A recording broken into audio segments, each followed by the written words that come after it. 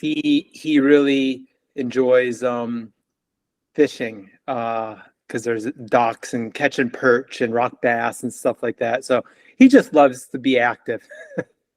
That's awesome. That is so cool. Yeah, that's so fun. I can't wait to see him again here sometime soon. I'm sure he's going to be huge.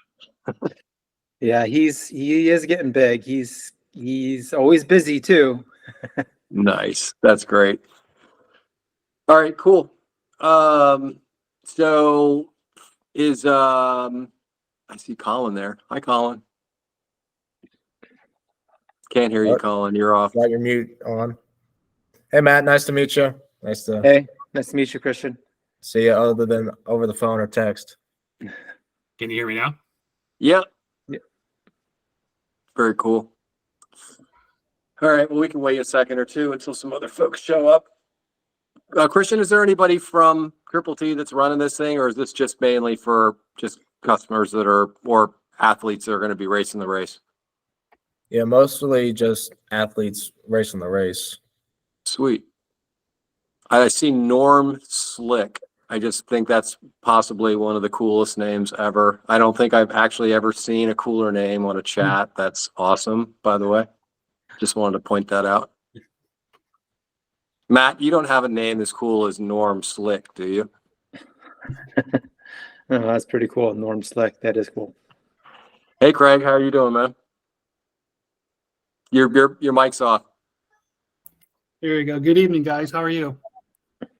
Good. So, Christian, I see that you're recording it. Did receive a number of emails and social media posts wondering if we're going to record it. So it's good. And so once we get done here, maybe send me the link or whatever. We'll get it up on the site. So. Excellent. Sweet. Sounds great. Yeah, this is great. So to introduce everybody, Craig runs the Triple T race. Matt is obviously a professional triathlete from, you're living in where now? Out in the Pacific? St. George, Utah. There you go, Pacific Northwest. Christian is my guy that runs all my teams and coaches. And then Colin's my head nutritionist. The thing that everybody but Christian has all done Triple T at one time. So we kind of get what that whole event is about. So we're kind of fired up to be here and talking about Triple T, which kind of holds a place near and dear to Infinite. It was kind of a funny story. One of our very first event that we ever sponsored was Triple T in probably 2006 or 2007 or something like that. And I remember we had no idea what we were doing, and we hadn't even really started. So we decided that the best way to do it was to make it in concentrate in 1 gallon jugs that you would just dump into a 5 gallon jug and mix concentrate from there.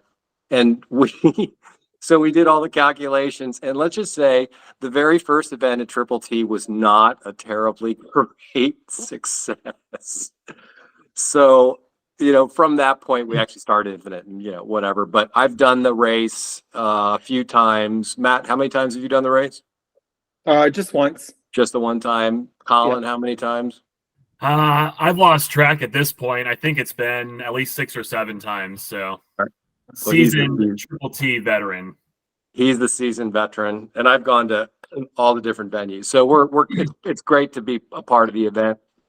And what we're going to talk about is a couple of different things. Obviously, all of us having done this event know how hard the event is. And just talk a little bit about nutrition, talk a little bit about hydration, how to plan. We talk a lot about knowing how many calorie or how many fluid ounces you should be taking per hour, how many calories we should be taking per hour.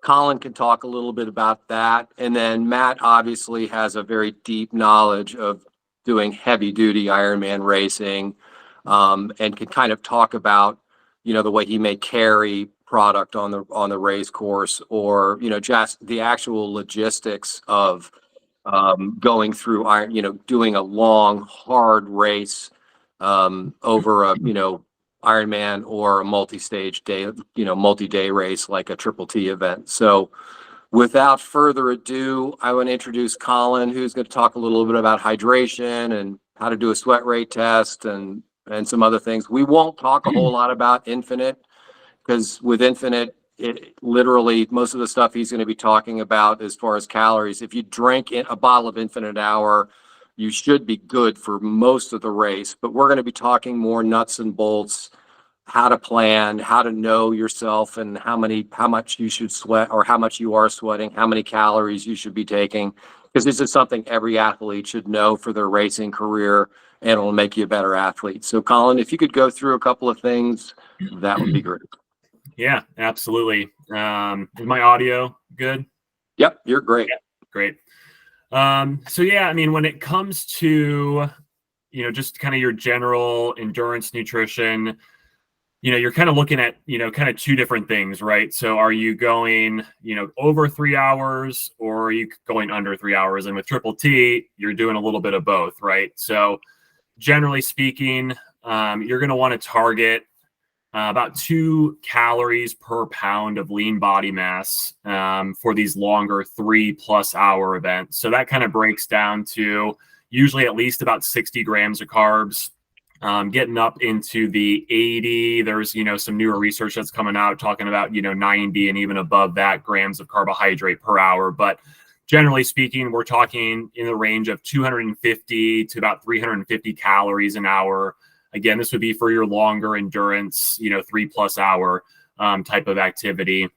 And then for your shorter activity, that's, less than 3 hours, we're usually looking at about 1.6 calories per pound of lean body mass. So, depending on the individual, that kind of comes out to 150 calories on the lower end, up to, 250, 275 for someone that's a little bit taller, a little bit more muscular, has a little bit more lean mass. So grams of carbohydrate, again, we're talking, probably 30 on the lower end of that range, up to, about that 60 range in general. So that's kind of our calorie, as well as our, kind of grams of carbohydrate, which are going to go hand in hand, right, with each other. So in general, when you're fueling, majority of your calories are coming from carbohydrate, just because that's the easiest thing for your body to convert into energy when you're under stress, right? So, ultimately, it's just very, very easy for your body to break down those carbohydrates. Fat is a much more complex molecule,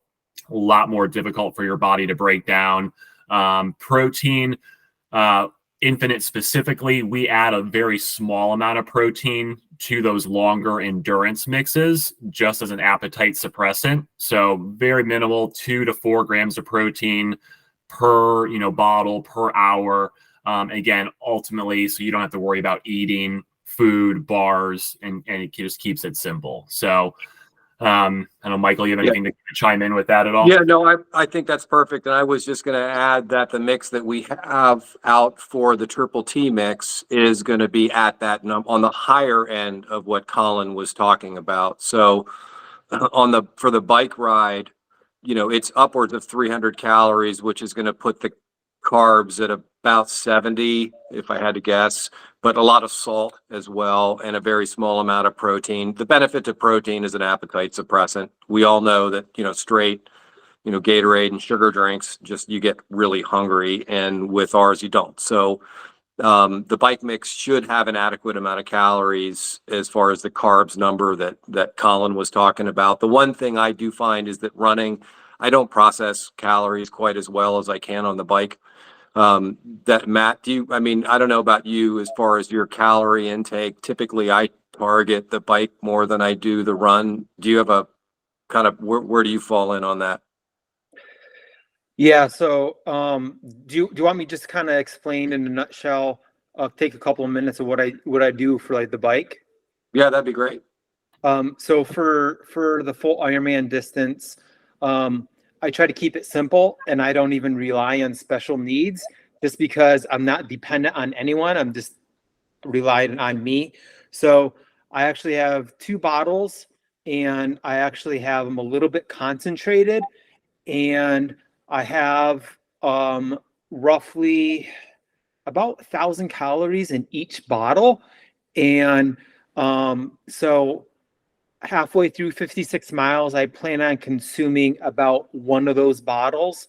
And so kind of on the upper end, I'll take 400 and maybe 50 calories. On the lower end, maybe could be 350, depending on how I feel. So I kind of have a range, but I have at least, if I'm going to be burning, if I want that many calories, I have that much. So I know halfway through 56 miles, I'll switch it out. And it's technically on the second, I've mixed it both ways. I've had the second bottle. I've put a little bit of the caffeine, or I've even put what is that, about 50 milligrams of caffeine throughout the whole bike ride, just so I'm nice and steady. I've kind of mixed both ways. I've experimented both ways. And then I have a third bottle, and the third bottle is just water. So obviously, if you're putting 1,000 calories in one bottle, it's a little bit more concentrated. But that way I don't have to be carrying 4 or 5 bottles. And I have at the aid stations, I can grab the bottles of water and fill it up. And so when I take every, let's say, 15 minutes or so, I take a big swig of the Infinite Nutrition. It's almost like a gel, and then I chase it up with water. So in a nutshell, that's kind of, and that's where I get majority of my calories. That leads me to have a good run. How much water do you drink on top of your concentrate? I've done so many, I don't know exactly. And it obviously depends. I've done races that are like 45 degrees and rainy, and I've done races that are like 90 some degrees and humid. But I just kind of listen to but I think you want to be able to go to the bathroom. I mean, people don't really talk about this, but it is important. If you're not going to go to the bathroom at least probably 1 or 2 times, probably a couple of times, you're probably dehydrated. So it is important to make sure that you are consuming enough fluid that you do have the urge to go to the bathroom. Otherwise, if you're dehydrated, you're not going to perform as well because your blood is really thick, and it's going to be. Yeah, one of the other issues too is that if you take things in too concentrated a form, your body can essentially see food. So it's important that anytime you take a gel or concentrated infinite, or even, a bite of whatever, banana, you want to make sure that you're washing that down with copious amounts of water to ensure that what's going on in your stomach is as isotonic as possible. And isotonic is a density property of any liquid. What you want is something to essentially match what your blood plasma density is. That's what Infinite tries to do. Is we're big on or isotonic solutions, and so just food for thought. Bad pun. Is that anytime you do a gel, anytime you take a banana, anytime you do salt pills, anytime you do anything that's denser, you want to make sure you're taking down water so your stomach doesn't rebel. Yep. Hey, Colin, can you go over a little about, because Matt was talking about water, but I do think it's really important that every athlete should know how much they sweat on an hourly basis, because without that number, you really don't know how much you should be drinking. Yeah, absolutely. Yeah, I think there's just more and more coming out about, how important it is to stay hydrated. A lot of races seem to be getting, even a little bit warmer, and, with a lot of triathlons just, being in the heat of the summer. I mean, sweat rates obviously vary, throughout the year. So right now it's just starting to warm up. So you're probably starting to see those sweat rates, increase a little bit. But highly recommend doing a sweat rate volume test, which you can do at home anytime as long as you have a scale. So kind of the basics of it are, you're going to weigh yourself before a session. Easy to pick out, like a 1-hour session just makes the math nice and easy, but it can be any duration. So 90 minutes, 2 hours, whatever it might be. But if you want to keep it simple, you're going to weigh yourself with minimal to no clothing on right before you start. Go out, do your 1-hour workout. If you don't want to consume anything during that hour, again, makes the math nice and simple. Come back, weigh yourself when you get back, and then we'll kind of look at that number and kind of convert that into an hourly sweat rate. So, as an example, if I'm 175, I don't drink anything, come back, weigh myself after I've lost 2 pounds, I'm down to 173. We're going to take that 2 pounds, multiply it by 16 ounces for 1 pound per 16 ounces. So that means my hourly sweat rate was 32 ounces per hour. So that would just be a very kind of simple, easy example. Again, you can do any duration workout if you drink during that workout. So same example, but say I drank 16 ounces during that 1 hour workout and I still lost 2 pounds, then we would add that additional 16 ounces to the 2 pounds. So now my hourly sweat rate is actually 3 pounds or 48 ounces per hour, which is quite a bit more, right? So all those little details do make a difference. Always happy, over at the Infinite side that we can kind of run through those numbers if you're having trouble interpreting them. That's one of the things that we can do through our, free consult that we offer. But yeah, highly recommend doing that. Now, if you've got a workout this weekend and you got the scale at home, go ahead and do that once or twice. And then as it continues to warm up, continue to do it every so often just to get a nice kind of good base of knowledge, and keep like a little journal or, diary of these numbers. And that way you get to race day and you've done this several times, you can pull it out and be like, okay, it's going to be 80 degrees on the bike today. I know when it's 80, I sweat roughly, 32 ounces an hour. And that way you can, try and match or at least get close to that 32 ounces an hour, each hour that you're on the bike or on the run. Typically, and again, another one of those things, you want to do this for the bike as well as for the run, because they are different activities. You will get a little bit, better, particularly outside on the bike. You're going to get that airflow. So your sweat rate tends to be a little bit lower on the bike versus on the run. But again, it's going to depend on the conditions, and everyone's sweat rate is different, right? So generally speaking, males with, more lean mass tend to have higher sweat rates. So just the more lean mass you have, muscle, it holds water. So as you're, working, you're moving that muscle is working, you're going to lose typically more fluid, but that's, again, very generalized. So that's why you want to do the sweat rate test, because we can't say if you're 5 feet, you sweat 16 ounces an hour. If you're 6 feet, you sweat 32 ounces an hour. It just doesn't work that way. So as you get more fit, there's adaptations that occur where your sweat rate actually increases. So if you're training regularly, your fitness is building, it may actually increase as a way for your body to be more efficient at cooling itself. So again, highly recommend doing that several times over the course of the season just to get that number nice and dialed in, both for the bike as well as for the run. And then you can bring that data, to race weekend and apply it, to your race.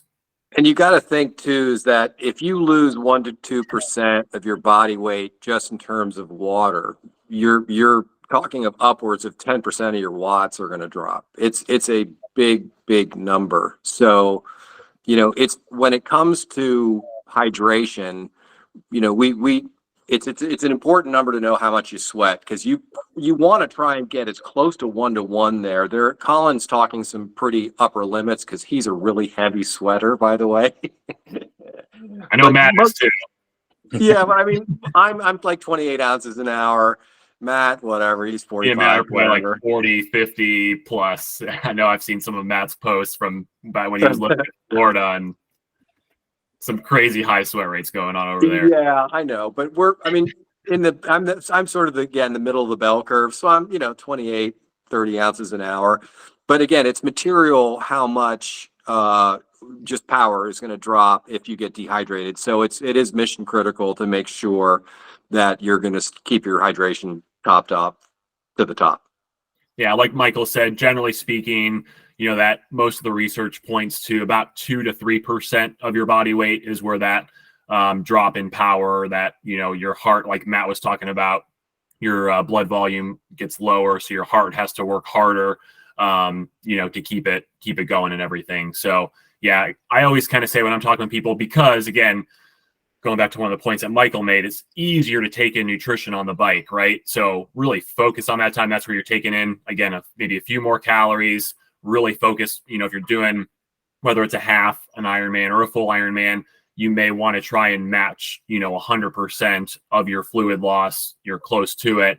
So that way you come off the bike and you're starting off the run in a perfectly hydrated state, in theory, and knowing that you're probably not going to match those fluid losses on the run quite as well, just because of the logistics of not having a bottle in front of you. Certainly, carrying a bottle is a good tactic to, counter that. But just in general, it's just harder to take in as much on the run. So especially on a 3-day event, because that's the other thing that makes this race completely unique and special, is that it's a multiple day event. And if you get behind, you're just dead meat for Sunday. Just dog meat. So, I one of the Taylor Ladine, who's one of our gravel guys, I thought it was brilliant, is that when he comes out of a transition area, the first thing he does is before he gets on his bike, he virtually drinks an entire bottle, which I thought was brilliant. And for long course, that makes so much sense, especially for Triple T, where 30 seconds means nothing. To actually kill a bottle before you head out for whatever the next event happens to be makes a ton of sense to me, because it's such a long weekend and such a long day on Sunday, is that staying ahead of the game is so important. Matt, how did you handle nutrition for Triple T? I just remember consuming a lot. Yeah. It's one of those things that you always have to stay on top of it. Absolutely right. As soon as you get out of the water, you want to make sure you're getting in your nutrition, hydration, and as soon as you get done with the race too, you want to make sure that you're consuming your. That's a good time. As soon as you fend across the race, it's a great time to have one of those single packets of recovery protein, and to hit it right there, because as soon as you cross that line, it's important to take it sooner versus an hour later. You want to get it in the bloodstream so you can start that recovery process sooner than later. Yeah. We kind of talk about that recovery window. Like Matt said, within that first 30 minutes, your body is just primed to take in that nutrition. Your metabolism is still elevated. So that's the perfect time, even after I think, day one, where even if it's only, 20 or 30 minutes, again, you're kind of activated, get that rehydration going, get those carbs back in the muscle by taking them in that first 30 minutes, and then follow that, all the way through every single race. And you're going to be in a much, much better spot come Saturday afternoon and come Sunday morning, if you're staying on top of that recovery nutrition as well. How much protein are you taking typically, Colin, post race? Yeah, I usually, looking for, 15, 20 grams, I would say, of protein is kind of a nice kind of starting point, knowing that you're probably going to then go and also eat, dinner on Friday night, probably go have kind of a breakfast or a lunch, after the Saturday morning race, and then again, dinner on Saturday night. So, it's kind of like getting that process going. And then, you're going to obviously continue it with some actual food, with an actual meal that's going to be hopefully kind of carb heavy with some protein, and, continuing that rehydration process, getting some sodium in pasta, pasta sauce, pizza, whatever your kind of favorites are. So. Awesome. Cool. So pretty much we know how much you should be drinking per hour, have a target for calories per hour. We've got some strategies as far as how to carry while we're out there, although with Triple T, they serve it to you, which is flipping awesome. Anything else we should be talking about as far as Triple T goes? It's always just kind of an Infinite specific product, but I think it's kind of like the hidden gem of Infinite.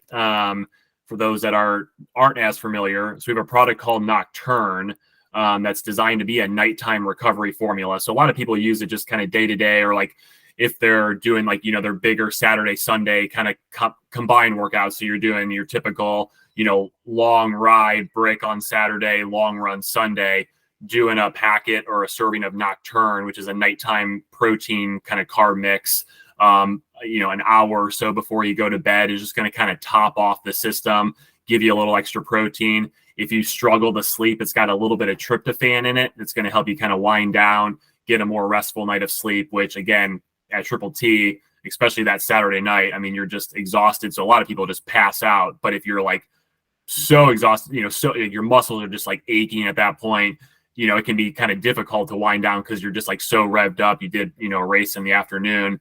So if you do struggle to sleep, that can just be a really nice option, just to kind of help you wind down and get ready to go for that last race on Sunday. So I don't know if Matt, you've ever used Nocturne or a custom kind of nighttime protein, but we always just hear great things about it, and there's people that just swear by it. So I would like to go to the I'd love to go to the opposite spectrum and talk about caffeine with Matt, which you got the sleeping with the Nocturne. All right, we got that covered. How about caffeine, Matt? Are you a big caffeine user? How much caffeine do you use? Is it something that you advise when you talk to other athletes regarding how do you tell people how to use caffeine? It's definitely something you wanted to experiment with too. And caffeine, I mean, I remember talking to Andy Potts about it because Andy definitely uses caffeine, and I remember him specifically saying like, oh, if you don't use caffeine on a regular basis, as in if you don't drink coffee in the morning every single morning, caffeine will have a bigger effect. So it's something you definitely want to experiment with. Personally, what I like to do, what is it? And about 45 minutes before the swim, I like to take, I think it's jet fuel. Mhm. And is it how many milligrams? 100? 125. 125. Yeah, 120. I take that about 45 minutes because Colin, you can correct me if I'm wrong, but I really have read some research studies that caffeine, after you consume it, will peak about roughly 45 minutes ish, ballpark area. 45 to 60, yeah, is kind of what I usually say. And so for a little pick me up, because like in the beginning of the swim, like I want to be on my toes and really alert and get on those feet. And then when I get on the bike, I believe I'm consuming roughly about 50 or 60 milligrams of caffeine an hour on the bike, and I just feel like keeping it at that like the whole way through, I don't really have any lows as long as I'm staying on top of my nutrition and hydration. My hydration is good with that ratio. I don't really have any lows. I don't have any low moments. I'm like, oh, I'm feeling, but I don't get that because that caffeine kind of gives you that little extra alertness. So Yeah, I there's think some that's really a good point too. I mean, again, this is a little bit more Infinite specific, or I mean, I guess not, could be. So it depends on your fueling strategy, right? So I find though, people that take gels with caffeine, and because they're more kind of concentrated, you do get that more like kind of spike and then drop off. Whereas like what Matt said, like if you're just kind of keeping it steady all the way through, like you're going to get this like actually a little bit of a buildup effect because caffeine gets in your system quicker than it leaves. So yeah, I think that's a great point as well. It just keeps that energy level steady, all day. One of the things that we're working with some genetic companies on pairing what Infinite does based off of genetic results, which is very interesting stuff. They've talked a lot to us about that there's genetic predisposition to being able to that's somebody that can process caffeine efficiently, and other people don't process caffeine the same way. If you're somebody that processes caffeine, it's a big benefit to you. But conversely, if you're somebody that doesn't process caffeine well, it can be a net negative effect on your performance. So caffeine is definitely something that if you're going to use it, you got to test yourself first to make sure that it works for you. Some people get nauseated off of it, but it's really the only legal performance enhancing drug. And it is a drug that's performance enhancing. And if it works for you, great. But, maybe a 1 hour time trial, one where you're doing caffeine, one when you're not. So you've got some baseline kind of numbers testing yourself to find out whether caffeine. So I'm a big believer in caffeine, but again, that's something you ought to do a little bit of testing on yourself. Yeah. It's definitely a performance enhancer. My dad's a veterinarian, and in horse racing, they test horses for caffeine, and if they have caffeine in them, they're out. So, and I've read studies that it can definitely, I'm not sure, I can't remember exactly, but like, I want to say like 2, 3, 4, 5% benefit. So it's definitely something to experiment with and try out. Yeah, I think across the board, it's kind of that 3% kind of on average. Again, certainly like Michael was saying, there's variability within that, but generally speaking, yeah, it's if you kind of lump all the, a lot of the studies together, it tends to be in that 3% range, which definitely can be, pretty significant. So especially whether you're just trying to finish or whether you're just, if you are trying to qualify for a, championship type slot or something like that. Yeah. And the other thing is that obviously inside of Triple T, you've got different levels of people, right? You've got Matt and Colin, and then you've got people that are just trying to survive to the end. So for those of us that are the mid-pack people, it's more important to take care of yourself. Transitions are not, if you're a little 30 seconds slower on a transition, fine. Make sure that you're getting your hydration and your nutrition down. Yeah. And I think you're going to feel a hell of a lot better on Sunday. Does anybody have any questions at all? Colin, this is Craig. Question for you is there a certain level of milligrams where caffeine has more of a negative diuretic effect? Yeah, the whole caffeine as a diuretic has, I would say, somewhat been a little bit debunked. Certainly if you're just taking like a high dose caffeine pill without a lot of water, that may cause you to start peeing a little bit more, kind of have that effect. But the fact that you're drinking fluid along with it, I would say kind of negates that. Certainly, again, if you get into some really high levels, then we're kind of talking about maybe some borderline dangerous levels. So body weight wise, I usually say as a lower end, 1 to 3 milligrams of caffeine per kilogram of body weight. So you can kind of take your weight in pounds divided by 2.2 to get your weight in kilograms. And then kind of an upper end of that would be about 5 milligrams per kilogram of body weight. So you can kind of run those numbers. That is kind of a combination of your pre as well as your during. I think with an Ironman, because it is such a long event, there's maybe a little bit of wiggle room to go a little bit higher than that. But generally, if you're talking about kind of a sprint, an Olympic, kind of a half, kind of in that range, I think those numbers should give you a pretty good target. If you're getting up into the 9 and above milligrams per kilogram of body weight, you're talking about pretty high levels that may start to cause some adverse, effects. So keep it in that 1 to 5 range, and you should be in a pretty good spot. 500 milligrams, yeah, I'd say so.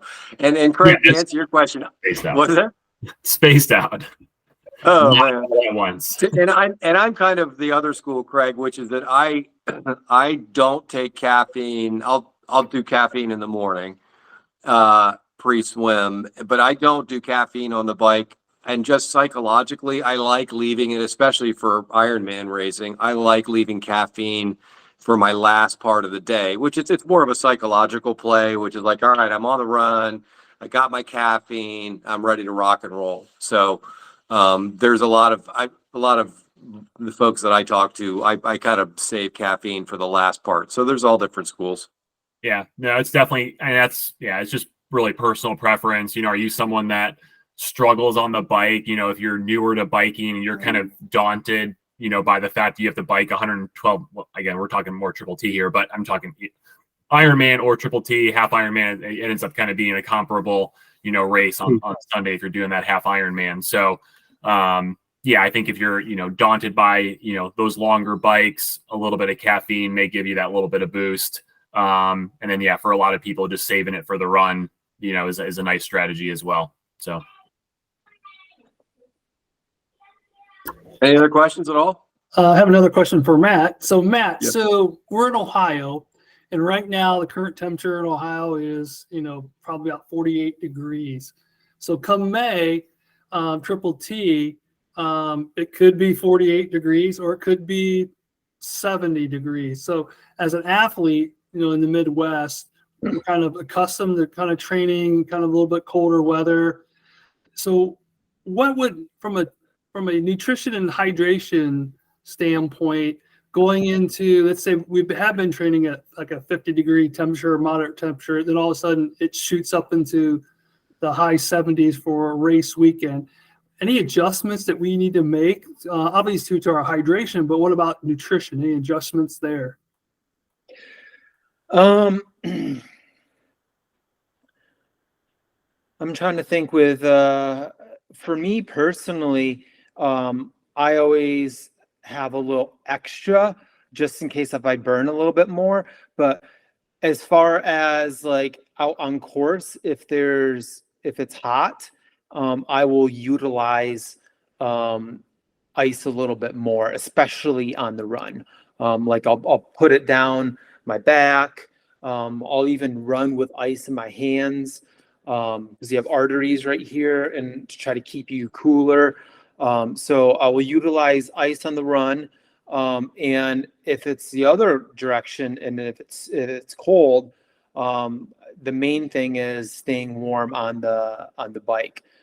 So, arm warmers, toe warmers. But no, I understand. I mean, today it was snowing here, and on Sunday it's going to be 70 degrees here. So,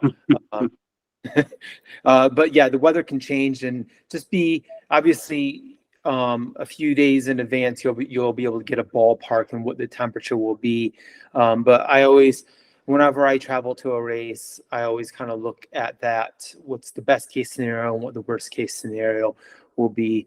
And I mean, there's lots of other little things. Like if you're really serious about it, you can work out, like, and it's going to be hot. You can use like sauna protocols and all sorts of things. But as far as nutrition, especially when it's hot, you want to make sure that you're consuming more fluid.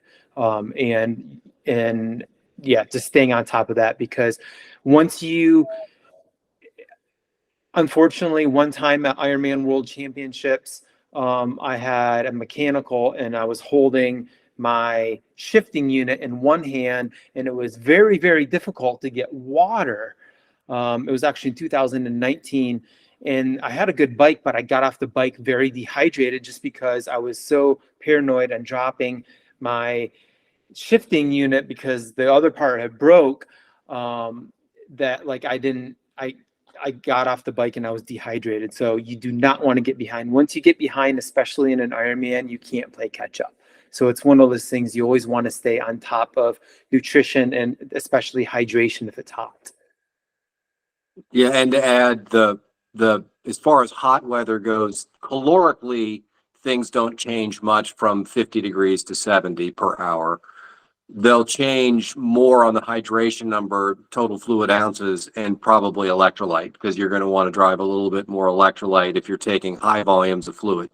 So, but to answer your question, Craig, from a caloric standpoint, typically the numbers don't change. It's just when you're drinking less, it sometimes can be hard to get, like if it's 40 degrees and you're drinking less, sometimes it's hard to get 300, 350 calories an hour and enough hydration to keep everything isotonic. It's easier to do that at 65, 70 degrees. Believe it or not, cold weather conditions can be tough. And you just got to make sure that you're still staying on top of your hydration, because even though it's cold, you're still sweating. Yeah. Any other questions out there?